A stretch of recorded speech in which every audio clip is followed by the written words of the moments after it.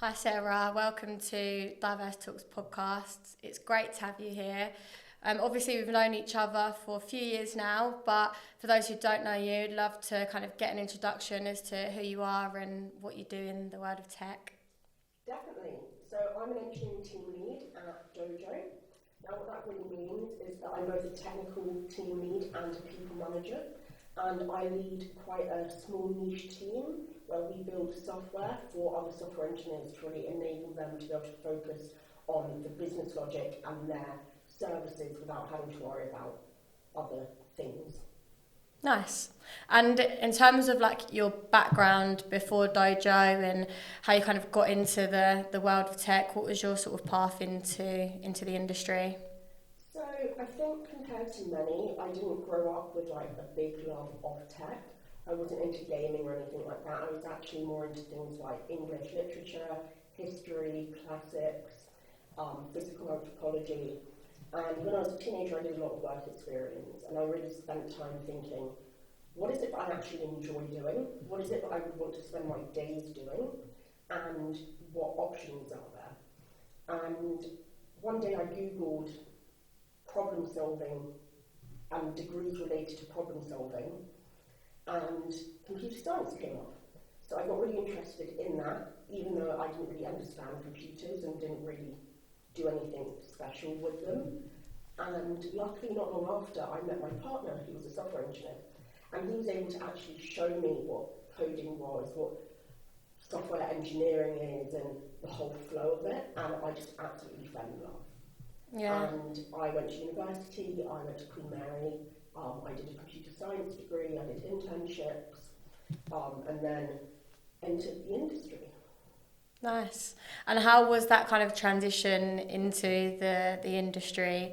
And I guess, you know, being a woman as well, it's no secret there's underrepresentation there. So what were the challenges for you kind of getting through education, and how did you like navigate your career? So I'm not an academic. I'm not the person who enjoys university and studying. I'm much more of a hands-on person. So I actually quite struggled during university, and particularly on my course, there were some really juvenile people on it. It was obviously predominantly male, but it actually started off at almost 30% female. And when I graduated, it was, I think, less than 10%. So the women were kind of dropping like flies at the end of each semester. And there were some really big standout moments for me where there were these two guys talking in the labs we were working in, and we were doing a semester-long project, and I finished it really early.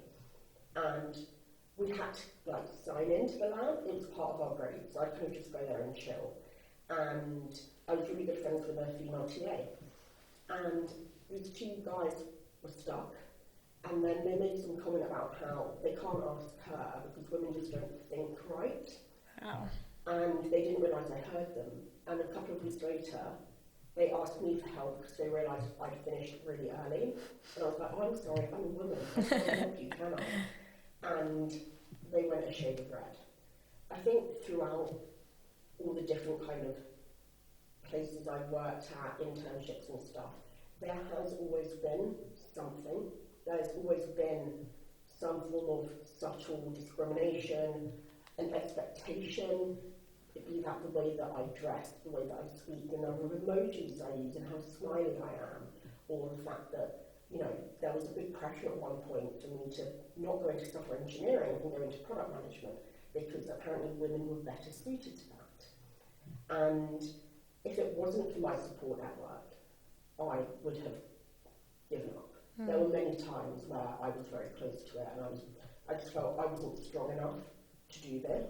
And I was really fortunate and privileged that I actually had a really fantastic support network.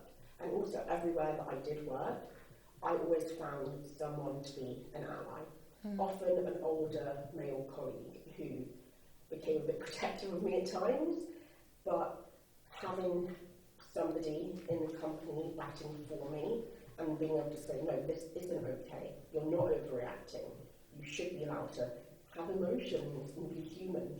and point out to me even at times when things weren't okay really helped strengthen me. Yeah. And that pressure from moving into product management, like this is a direction that you should take rather than tech, where did that sort of come from? I'm not really sure. I can't remember the statistics, but I do know that within the umbrella of tech, PMs, there are more women in PM roles than in software engineering roles. Yeah.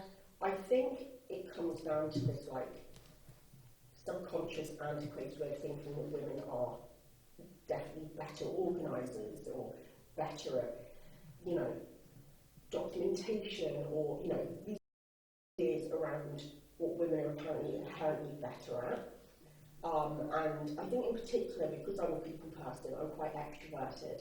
I really enjoy talking to people, finding out things. They're kind of traits that often lend themselves to some really good PMs. And even though really in tech we should be encouraging all types of personalities in there, so that you don't end up with just like one type. I think particularly people who have been in the industry for a long time really struggle with changing their thought process of what an engineer is and what they should look like. Yeah. And what would you say to those women who might be falling underneath the pressure of maybe you should take a product manager route rather than a technical route? Like, how did you really like stick to your guns and saying like, no, like tech is for me? Ultimately, it came down to the fact that I just love software engineering. I love the problem solving of it. I love architecture. I love tricky problems and thinking of things in a very different, holistic way. And I also know that my organisational skills are not the best. I don't have the patience for a lot of the PM type work. And actually over the last year and a half of being a team lead, I've had to have a PM hat on a lot of the time because I haven't had a PM until literally 2 weeks ago. So that really helped reinforce I made the right decision. I think it really comes down to knowing yourself and trying different things out. That's not saying, oh yeah, definitely go for one role, but it's talking to people in those roles, seeing what their day-to-day is, thinking really, would you enjoy that? Would you get satisfaction out of that? And, being a PM, you're still a woman in tech.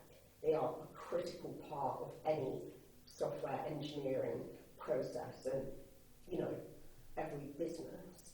But it's a different skill set. There can be overlap, and some of the best PMs are people who used to be actually in technical roles and have that deeper understanding. So there's no shame. I don't want to come across like I'm saying, oh, you shouldn't be a PM, there's a problem with that. On the contrary, it's more that people might heavily encourage just because you're a woman, not really taking into account you as an individual and your skill set. Yeah. And like your passions with DEI, I guess probably started all the way from in uni, and then things have probably happened throughout your career that's made you really want to advocate for women and DEI in general. Is there anything like stand out for you that was really like, this is something that I'm really going to start taking seriously and really like advocate for, because I can't let other people go through something similar? I guess to an extent it actually started a long time before university, but it just went differently. I've always had a lot of health problems, and I remember growing up being in hospitals where, male doctors would not talk to my mother, who was my primary caregiver, and the person who was actually at all the hospital appointments and understood everything. They'd automatically talk to my dad, who wasn't as involved. And then even when I was growing up, having to fight for any recognition and being taken seriously. And I think a big part of it is that I have a very deep feeling of duty to help those who need help if I'm in a position to do so. I've always been very hot-headed, I've always been very stubborn, and I've always felt very fiercely. And I think it became quite a natural progression for me that even though I personally went through a lot of different things, I knew I had that support network, and I knew that I had the privilege of being able to walk away, whereas a lot of women don't, and a lot of minorities don't. And I had those allies within the companies I worked at who would help back me up, and a lot of people don't have that. So for me, it was quite a natural thing of I'm seeing the way people are treated, I'm going to speak out about it. And when I moved into Dojo, and I was in a very different environment where my manager from the get-go was incredibly supportive. And in fact, in my first interview with him, I literally went on a rant about sexism, and he still hired me. So he knew what he was getting into. And from the get-go, he was saying, we need to really make sure that you can utilise this passion. You have an important thing to talk about, and people will listen. And it essentially just rolled from there, where I kind of gained a reputation for talking about women in tech and talking about the way people have been treated in DEI. And it essentially became a big part of who I am, and it felt right. And for me in particular, being able to help advocate for those who can't advocate for themselves because they've been, they've had their self-confidence torn down, or they're here on a work visa and they're scared of, losing their job, or all number of reasons. I have that strength to do so, and it is my duty to help them. Yeah, which is so important. And it's like why I asked the question, because a lot of people think diversity is a buzzword and don't really understand like the intricacies of diversity and why it's so important. And that's why I like having these conversations to really highlight, like what you've been through and what others might. And being that representation is just like so powerful and really like needed. And then I guess in terms of within the workplace, really driving DEI initiatives and I know it's something that you're really involved in as well. So what can organisations do to really drive those initiatives and actually work on initiatives that will add value rather than just doing it to do it because it's part of the diversity quota of what they have to do? DEI is important all the time, not just when things are good and it's easy to invest in it, but it's even more important when things aren't good. And one of the most important things is actually having a community in your company that is safe. And what I mean by that is that there isn't intrusions from somebody in HR, there aren't intrusions from people who aren't welcomed into that community. It is a genuine safe place for people to communicate. Because a lot of the time people will be experiencing things not realising that actually other people are also experiencing it. By definition, that, constant subtle discrimination that you can't call out, that's death by 1,000 paper cuts, makes you feel like you're the only one experiencing it. And often what happens is as soon as one person is brave enough to start the ball rolling in these communities, a lot of information comes out. And every company, regardless of how good it is, will have pockets of problem areas. And what's really important is not just having a community, it's then having somebody where, people can go and talk to them without fear of retaliation, ensuring that they can actually bring things up where they're not going to, it can be anonymous, they're not going to spill the beans, they're going to protect the people who have come forward and then feed it back. And the reason why this is so important is because when people see that change is happening, it really helps encourage belief. And I always say and this is I think for all minorities, but my focus is women in tech, that the more women there are, the more women will come. But on the flip side, the less women there are, the harder it will be for women to come. Women all the time reach out to me asking about my experiences, asking if this is a good place to work at, asking if I know somebody who's got to another company because they want to find out what's going on. And if somebody's had bad experiences, the word of mouth is going to be really detrimental to the company's branding. And from a purely business point of view, the more diverse your teams are, and that means every part of your team. It doesn't just mean PMs, it means the software engineers, it means the testers, it means the business analysts. The more experiences and diverse experiences they've had, the products you build are going to reach a much bigger market. Whereas if you're building things with only one viewpoint, even if you do really good research, even if you get really good requirements that are, you know, something that you have no experience in, you don't actually know how that works. You don't know how that feels. You don't know how to interact with it. So by having that diversity, you're far more likely to actually build something that really genuinely benefits every part of the market you're trying to reach. Mm. Yeah, I've had a few people comment on my post before when I'm talking about diversity, like, and hiring, what happened to, like, jobs should be based on merit and not diversity, which always gets my back up, because I think naturally you're going to probably have a lot more non-diverse candidates that do have, you know, merit and the skill set, but it's going to take a lot more time to get diverse applications, and women especially, through like a process. So like, what do you say back to those people that's like, well, actually we do need to take in diversity because this woman can bring so much more to this organisation, or not always more, but, you know, different perspective on things. So it's like... So something I often say and find infuriating is that positive discrimination has been really warped. And I would say there's been an uptick in the way that it's been warped, and it's definitely influenced by online influencers such as Andrew Tate, where they act as if positive discrimination is entirely ignoring anyone other than that minority you're trying to recruit for. Positive discrimination is all about the gathering of candidates for a position. It isn't about the interviewing or the actual process. It's making sure that when you get down to actually interviewing the candidates for a role, you have a diverse pool.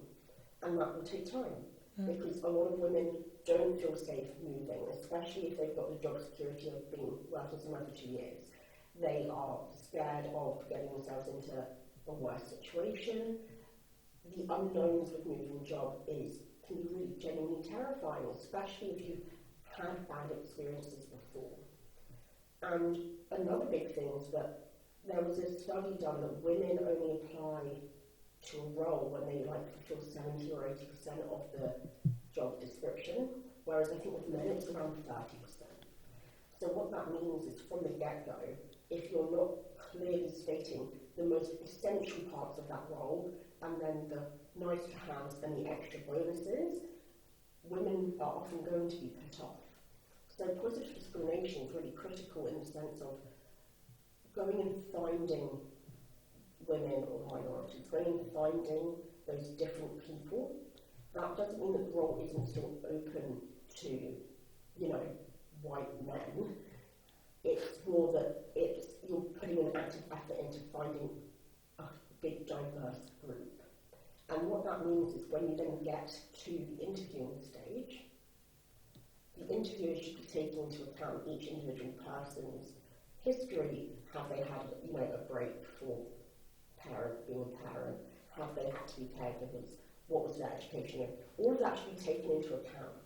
And at the end of the day, the interviewers are going to be looking for the person who's best for that role. That can be anyone in that group. It isn't just about, we need more women. It's, we now have a diverse pool. And that doesn't mean that every company has actually done it that way. I'm not saying that there aren't any bad implementations. There definitely have been.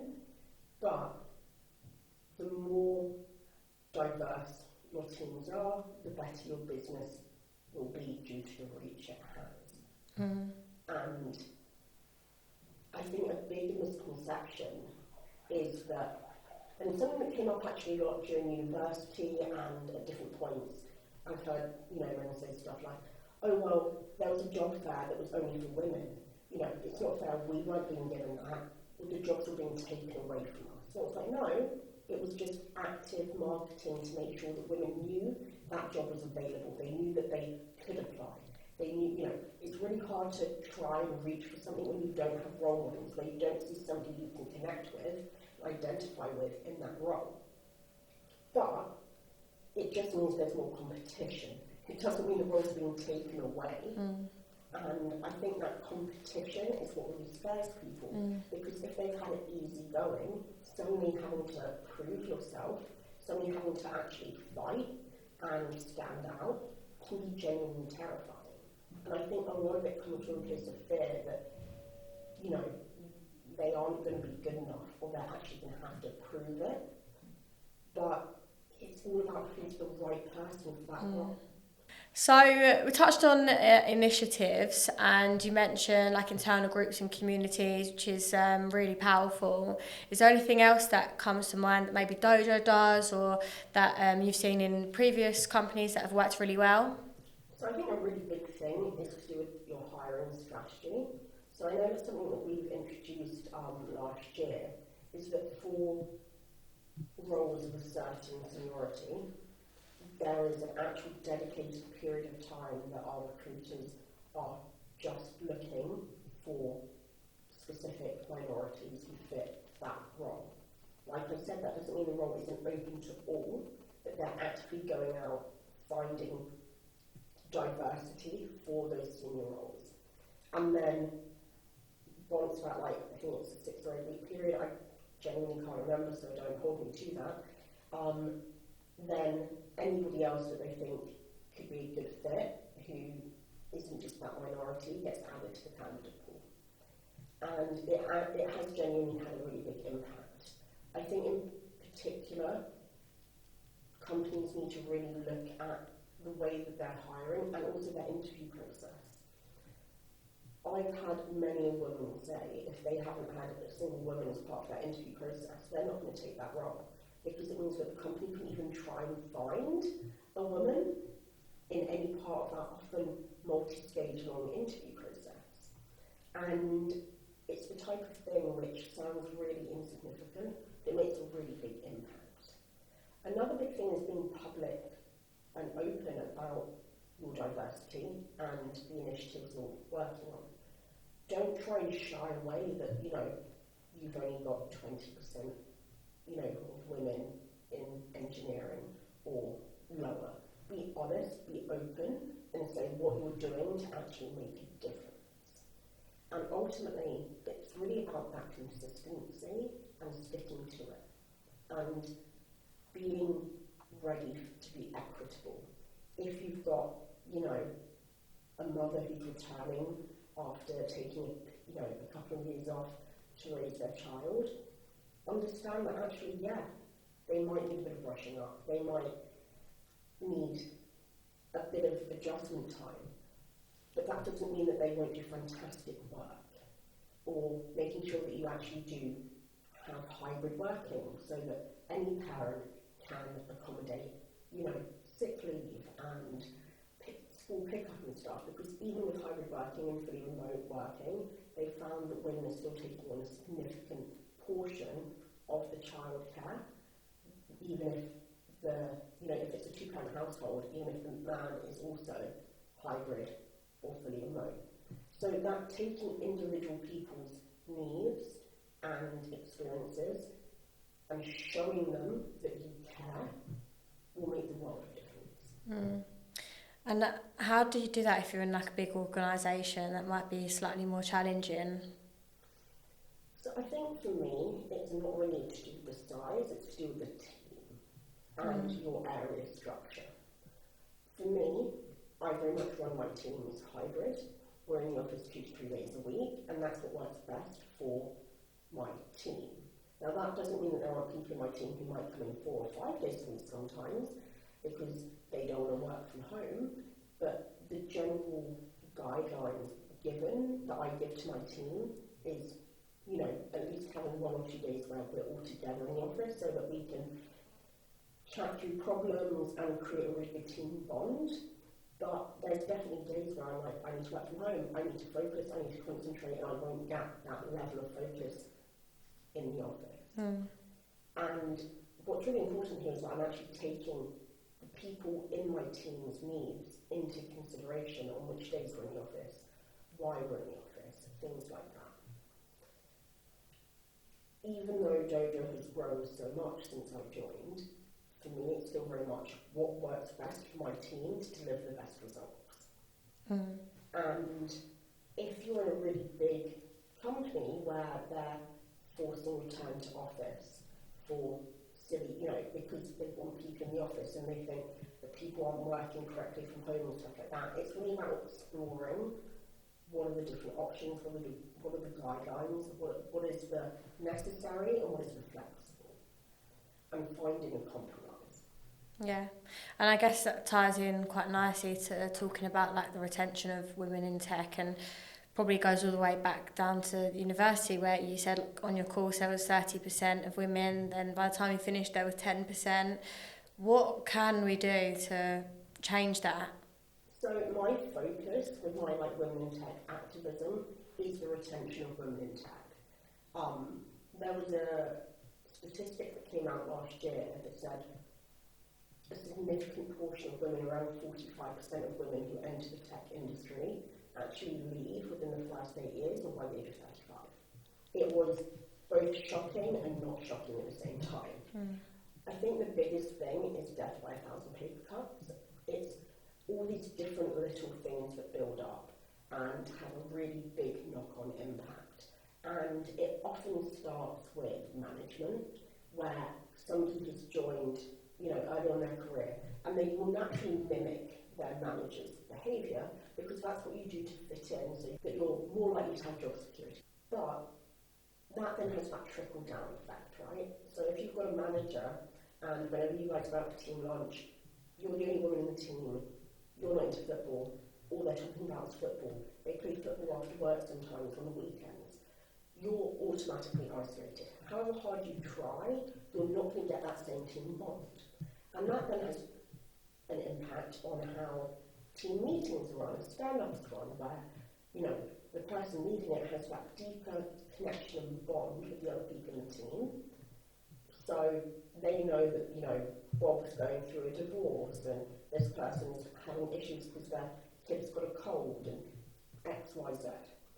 But they only know superficial information about you. And subconsciously, what's been reported time and time again to me is that women are then treated differently. They're held to a very different standard because there's this assumption, you know, a lot of people unfortunately still have this idea that, you know, you only got a job because you're a woman, so you're not given that same level of respect. And then instead of asking, oh, you know, you're having some issues with this ticket, what can we do to help? It's, why haven't you done this ticket yet? Like, it's the same questions, but a very different tone of voice.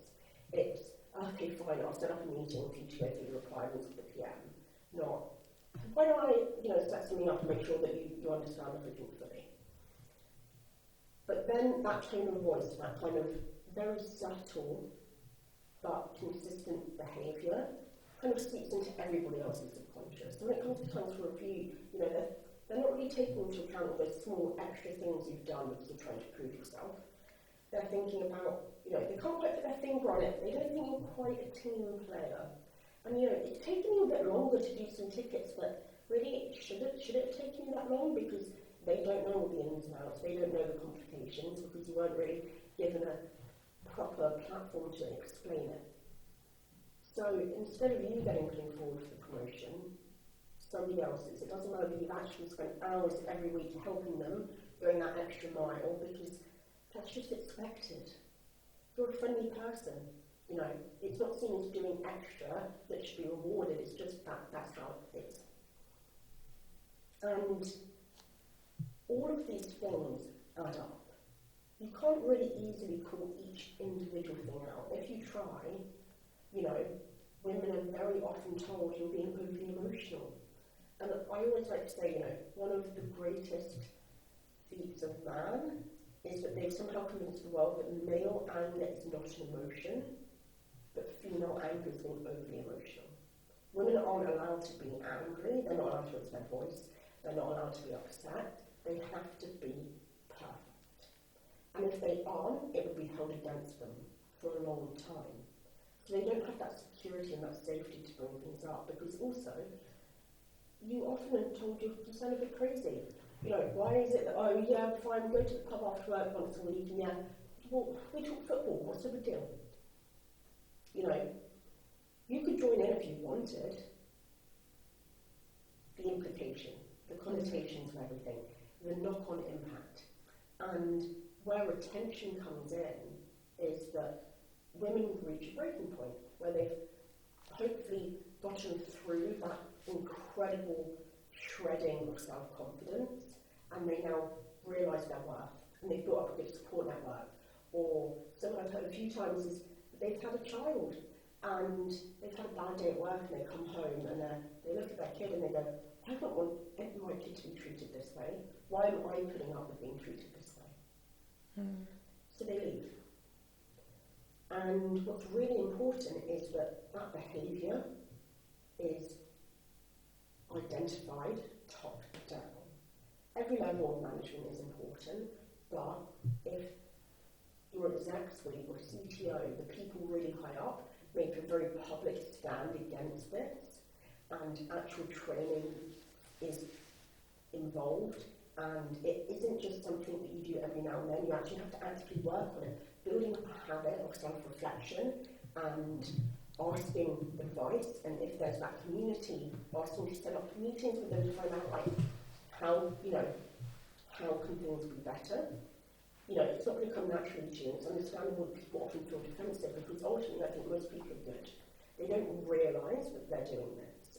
And they wouldn't, because they don't really, it wasn't an active thing that they learned. It wasn't, you know, like in school when you're actively learning how to do something. It's something that you kind of passively learn by mimicking. So you have to actively build up a new habit.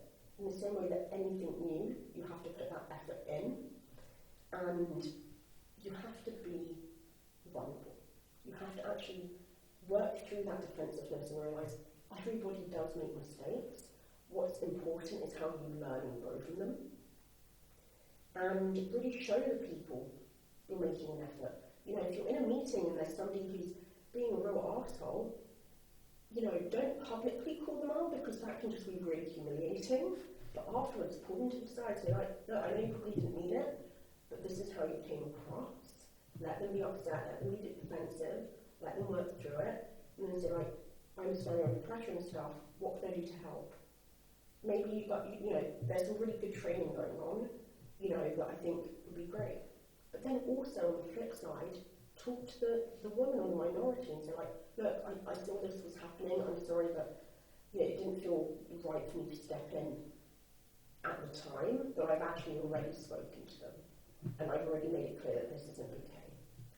And little things like that really build up confidence, and they make you feel a lot safer. Because, you know, even if you're having a bad day, even if there's been some really horrible stuff happening, you know that someone's actually trying to change it. And in the same way that it's death by 1,000 paper cuts, you build it up.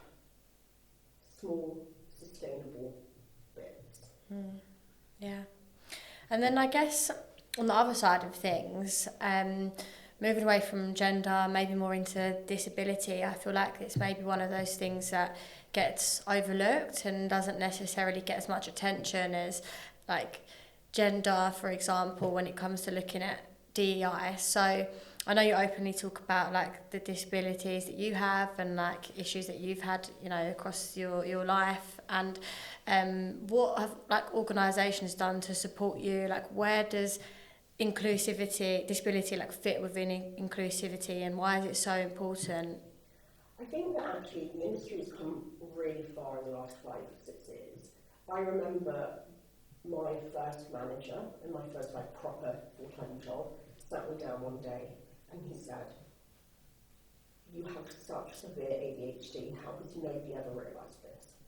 And considering I've spent all my life with doctors, The fact that nobody had noticed that I had ADHD was genuinely shocking because it presents very differently in women compared to men. And I went and I got diagnosed, and it was life-changing. And the fact that he'd actually spent that time getting to know me and recognising that I wasn't just all over the place, it wasn't that I didn't care, I genuinely struggled without realising it, was one of the biggest impacts I've ever, had from another person in my life. But on top of it, I'm a type 1 diabetic, and I've got really severe diabetes. It is really hard to manage, and even with the best technology, it is still really a struggle. So I've actually got a service dog. I have a diabetic alert dog, and he can detect changes in my sweat and saliva, which correspond to my blood sugar, and he's about 10 minutes faster than a finger prick blood test. Now, where I currently work, we're dog friendly, so I don't have to have him in like service dog mode, he'll always do his job. But what was really great was, even though it's a dog friendly office, before I started, an email went round to everyone in the office saying, we've got a service dog starting. If they're wearing this vest with a picture of it, do not interact with them. Do not let your dogs interact with them. This is, you have to respect this.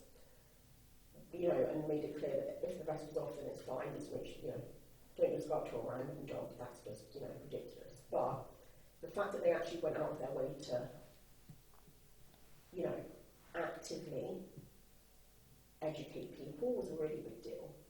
But on the flip side, diabetes isn't my only health problem. I also have a lot of problems with chronic pain, with joints, with everything. It's a running joke. And that flexible working is really important. I have so many doctor's appointments and hospital appointments and osteopath appointments and a lot of waiting around, and being able to, still run my team, making sure that I'm up to date with things on Slack means that instead of having to take a half day off, okay, the only proper downtime is when I'm in that meeting. Or having a day where I'm not having a good day, I need to work from home, I'm going to switch my meetings to Zoom. It makes the world of difference. Something I think a lot of companies also, though, don't take into consideration a lot is when they're planning events. And a lot of the time, chronic pain and chronic joint problems are invisible.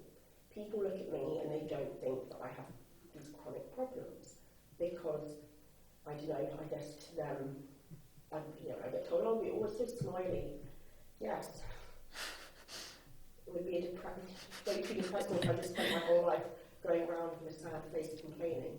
I have to get on with it. And when people book events and it's like, oh, you have to go to the office and get somewhere by tube. Well, service dogs can't go on escalators, and I can't carry a 30-kilo Labrador up and down escalators. So there have been times, and not just at Dojo, but everywhere, where there are events where I've gone, okay, you know what, I'm actually going to not bring my service dog today because, it would take me way longer, or actually the amount of length I have to go around that station to get to the lifts is going to be too uncomfortable for me. Or, they're like, oh, we're going to walk. It's only a 30-minute walk. Or,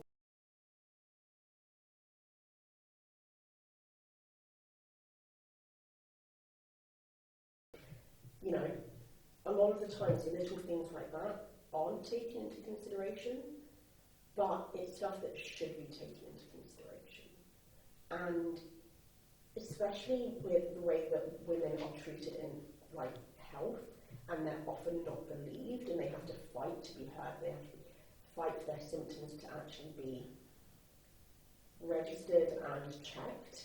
It's even more important that the company actually supports things like that, having private health insurance, having things such as Spill, which is like an online therapy tool where you can set up therapy even in the evening ad hoc, which is something that's really fantastic. Everything like that just slowly makes a real big world of difference. Mm-hmm.